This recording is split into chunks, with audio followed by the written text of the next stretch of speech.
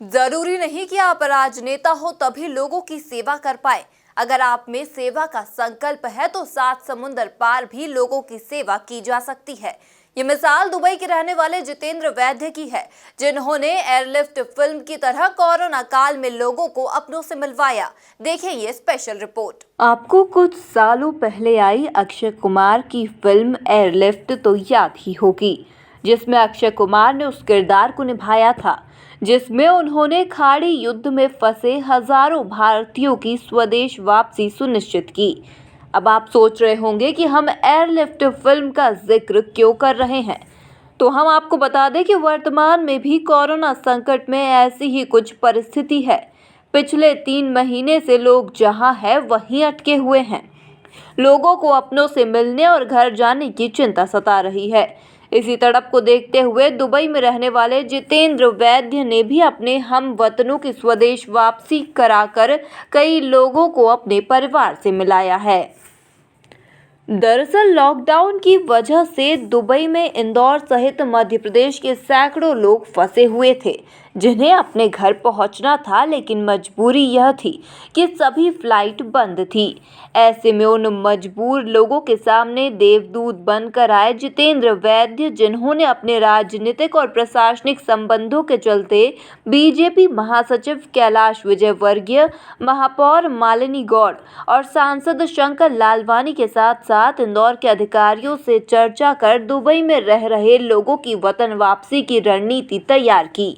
आइए जानते हैं दुबई से एमपी के लोगों की वतन वापसी की कहानी, खुद जितेंद्र वैद्य की जुबानी। सबसे पहले तो मैं धन्यवाद देना चाहूँगा एमपी न्यूज़ का, जो देश विदेश की खबरें मध्य प्रदेश के लोगों तक पहुँचाते हैं। मैं यूएई में 23 सालों से रह रहा हूँ और पार्टी को रिप्रेजेंट करता हूँ, और हमारी party Indian People's Forum IPF के नाम से जानी जाती है। हमारे सारे लोग किसी को खाना पहुँचा रहे हैं, किसी की आर्थिक समस्या में हेल्प कर रहे हैं, तो किसी को घर पहुँचा रहे हैं। जब से भारत सरकार ने वंदे भारत मिशन शुरू किया है, तकरीबन 4.5 से 5 लाख लोगों ने भारत वापस जाने के लिए रजिस्टर किया है। हमारा यहाँ एक ग्रुप है, इंदौरीज एंड यूई, उसमें करीब 400 से 500 लोग हैं। उस ग्रुप के तहत मुझे पता चला कि एमपी के लोग भी बहुत परेशान हैं। किसी का जॉब चला गया है, किसी के मदर फादर यहाँ आए हुए बुजुर्ग हैं, उनकी दवाइयाँ ख़त्म हो गई है, कोई विजिट वीज़ा पे आया उसका वीज़ा ख़त्म हो गया है, किसी को इकोनॉमिकल प्रॉब्लम है, और सारे लोग वापस जाना चाहते हैं। हमने एक ग्रुप बनाया जिसमें करीब 150 से 60 लोगों ने रजिस्टर किया जो इंदौर वापस जाना चाहते थे।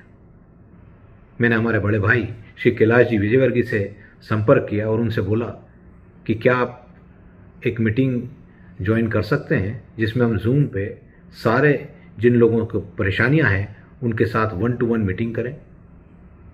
इमीडिएटली उन्होंने हाँ किया और हमने वो मीटिंग आयोजित की। उन्होंने आश्वासन दिया कि मैं इस बात को आगे ज़रूर बढ़ाऊंगा, और यहाँ तक कि जो बुजुर्ग इंदौर में थे, जिनके मतलब तबीयत ख़राब थी, हॉस्पिटलाइज थे, उनके नंबर भी लिए और उनसे संपर्क किया। इसी तारतम्य में मैंने मालिनी जी गौर से भी रिक्वेस्ट करी कि एक जूम मीटिंग की जाए। वो हमारी मेयर हैं, उन्होंने भी तत्काल हामी भरी। लोगों ने उनके साथ भी अपनी समस्याएं साझा की, यहाँ तक कि कई लोगों की आंखों से आंसू आ गए।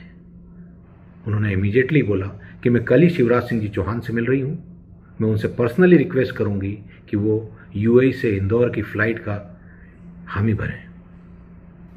उन्होंने अपने मालिनी जी ने मुझे संजय जी दुबे का नंबर दिया। वो हमारे कमिश्नर होते थे इंदौर के और आजकल प्रिंसिपल सेक्रेटरी हैं। मैंने उनसे रिक्वेस्ट की कि आप मेरे नाम से IPF के नाम से एक NOC भेजें जिसमें क्लियरली मेंशन हो कि यूएई से इंदौर हम फ्लाइट ले जा सकते हैं। उन्होंने इमीडिएटली वो लेटर मेरे लिए आयोजित किया।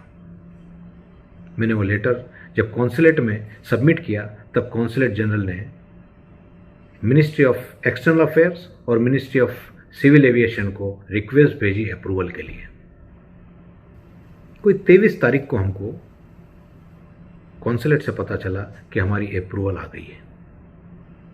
हमने 24 तारीख की रात की 2 बजे की फ़्लाइट अनाउंस की।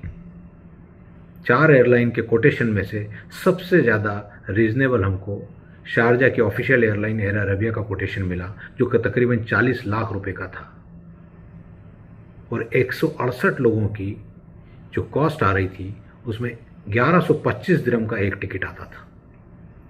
लोगों ने खुशी खुशी उसको एक्सेप्ट किया और हमने बुकिंग शुरू करी।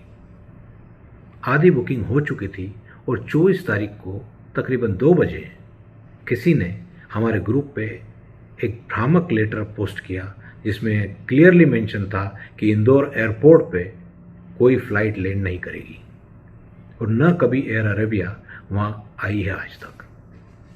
बहुत पैनिक सिचुएशन हो गई। लोगों ने टिकट खरीदना बंद कर दिए, कॉल पे कॉल आने लगे। मेरी वाइफ को पूरा दिन लग गया ये समझाने में कि भैया फ़्लाइट टाइम से जाएगी, आप चिंता ना करें।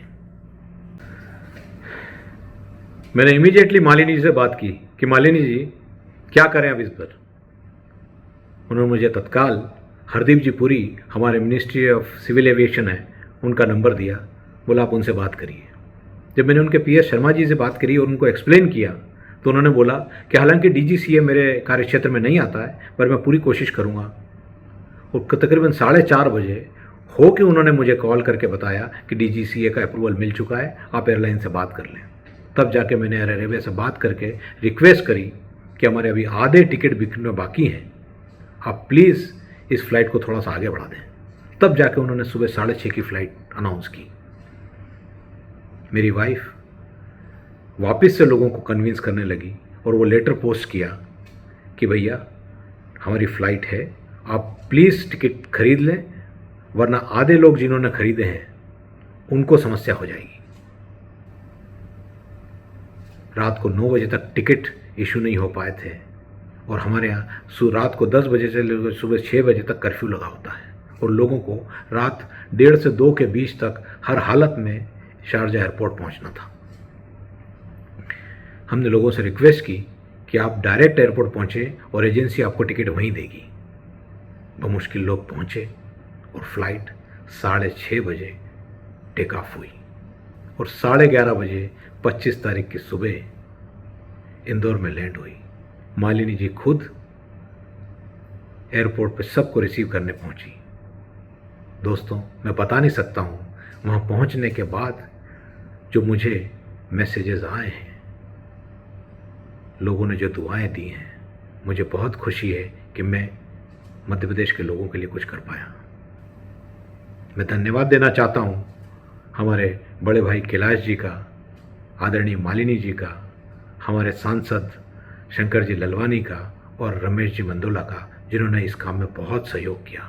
जितेंद्र वैद्य के प्रयासों से मिशन वंदे मातरम के तहत 7 समुंदर पार दुबई से एयर अरबिया की फ्लाइट ने 157 यात्रियों को लेकर उड़ान भरी, जो इंदौर एयरपोर्ट पर लैंड हुई, जहां खुद महापौर मालिनी गौड़ और सांसद शंकर लालवानी ने यात्रियों की अगवानी की।